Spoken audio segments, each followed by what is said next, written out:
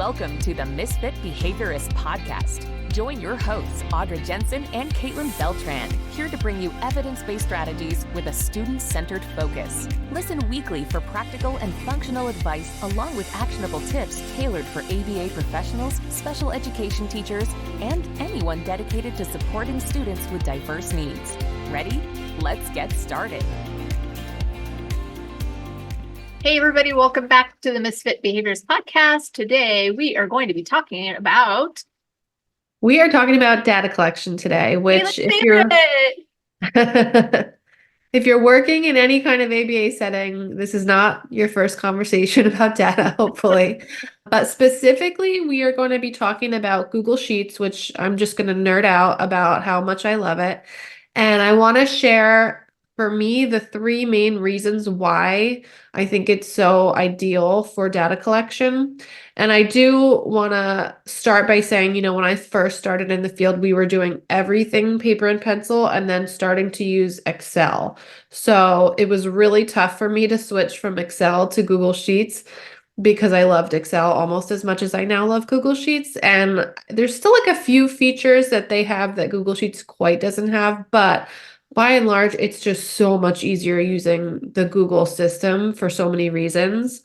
And my district is really small, so we do not have like a prepackaged company like data warehouse that we use. And so I know some school districts probably do and might use additional things just as needed. But Audra, what were you using in the schools that you were consulting in? Schools, so initially I've been through paper and pencil, which was for many years the binders. Everybody knows the big fat binders that we all had. And then in clinical setting, we switched to some data collection measures, which, everybody had an iPad and did it that way. Those were great pros and cons to both those systems. In the school setting, I've done a combination of both.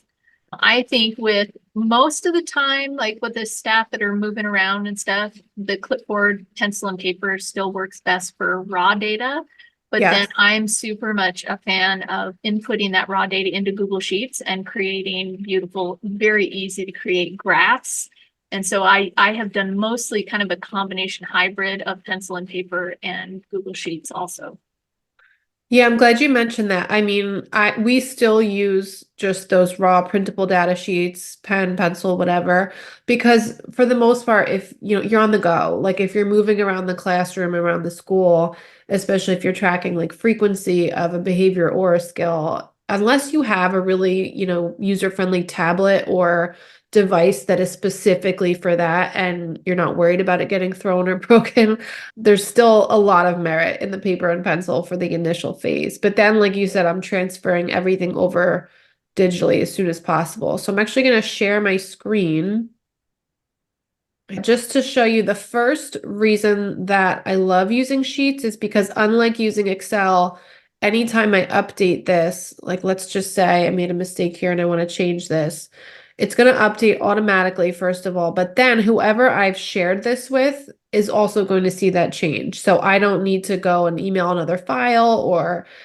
something like that. And you can see whoever I'm sharing this with can view it, or I can set it if I have like a para or a teacher who's editing it. So I don't have to worry about if I share this with you, oh no, you have permission to go in and edit everything. I know it's pretty self-explanatory, but a lot of people don't understand, like you can share it with editing rights, you can share it with viewing rights, you can share a Google Doc with commenting rights.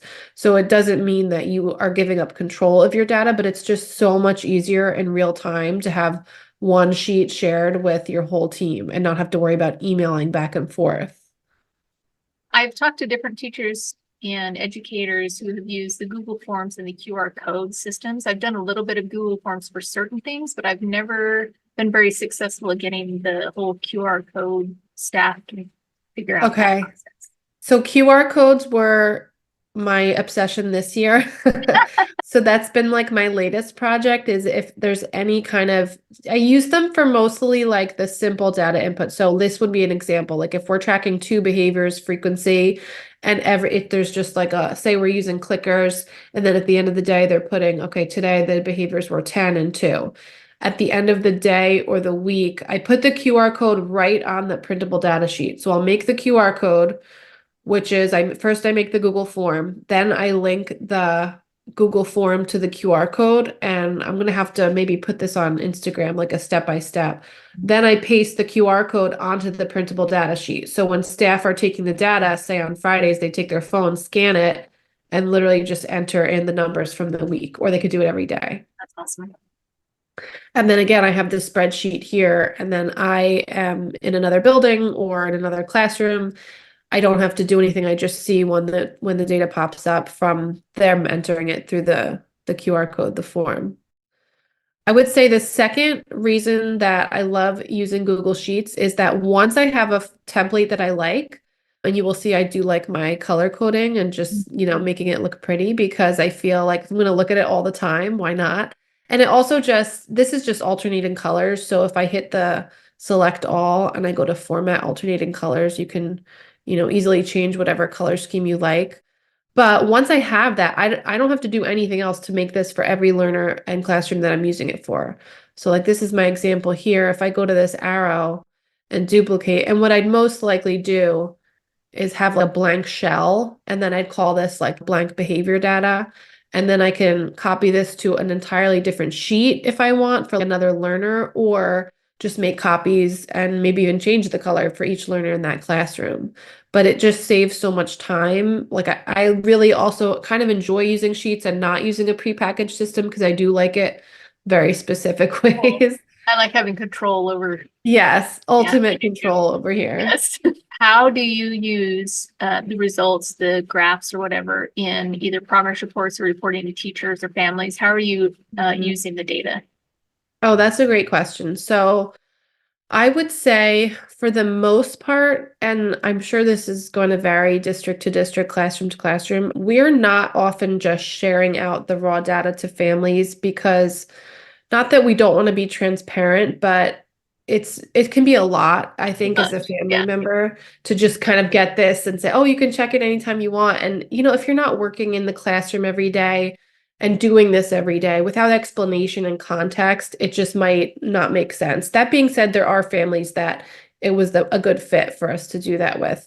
Sometimes what we'll do at the very least is when it's progress reporting time, I'm checking this all the time and looking for trends and patterns, but say for progress reporting, I'm going to take the last 5 or 10 days or something, and then easily, in addition to just looking at the graph, I can go up here and get like an average count. And it makes my progress reporting good, because I'll say, oh, over the last 2 weeks, they were averaging about 5 behaviors a day or something like that.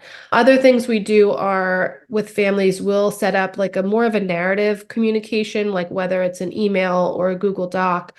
And I'm taking the raw data and I'm kind of, again, contextualizing it in my communication with parents. So I'm still saying physically, they had an average of 5 behaviors a day this week, but these were the triggers, these are the strategies. And I find that to be more efficient, more successful when I'm sharing the data. I would say the final reason that I personally love using Sheets, and I'll just keep saying that, is that it's very hard to lose your data. Literally, unless you're going up to this file menu and going move to the trash, which I would wager is very hard to accidentally do. And then you're still going to get, this message, and you're still going to get, nope, I've made a mistake. I'm going to take it out of the trash. Still get access 30 days into it too. Yeah, 30 days later, you can realize, oh my gosh, I had a nightmare and I sleepwalked to my computer and I moved that file to the trash. You can still recover it. And so it's never happened. I'm sure there's a possibility of it happening along the way, but it's pretty difficult to lose your data, which is something that makes me feel better in when I'm taking paper and pencil data and then transferring it over. I used to keep those papers forever because I was like, what if I lose something, or what if everything crashes? I can sign into Google anywhere. So there's virtually such little risk of losing that. And I have grown to love shredding because of how fast I can get rid of that data. So that's just an added bonus, is you get to use your shredder more often. So I got a question for you. Do you use this primarily for behavior data, or do you also use it for skill acquisition?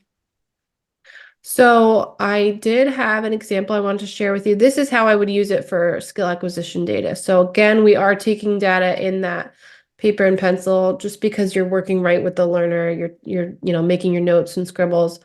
But at the end of the day or end of the week, I'm trying to transfer it into here so I can see all those patterns. Now, this is an example of like one learner's kind of program on one graph. Other ways to do it would be a graph just for one separate program. Or if you're taking probe data, just check boxes. And sometimes, again, I'll put a formula at the end. So I'm calculating, the percentage correct over the week or the month, because not everything lends itself to trial by trial percentage data every single day. So that made me think of, I've used sheets too. Mine aren't as pretty as yours. I'm going to have to make mine prettier now that I've seen yours, but I wanted It's a little bit you. addicting.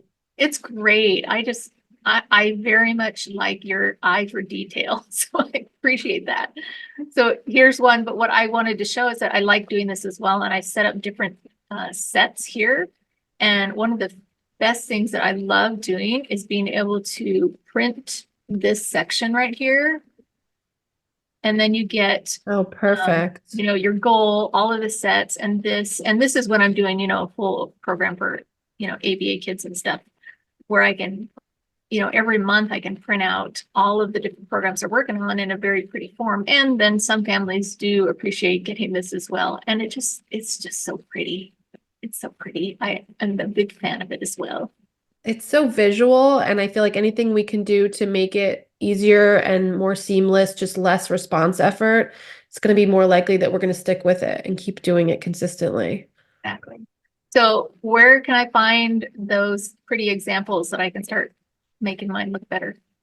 So I'm going to share a slideshow that I put together on just the basics of Google Sheets, and I'll just show you right now.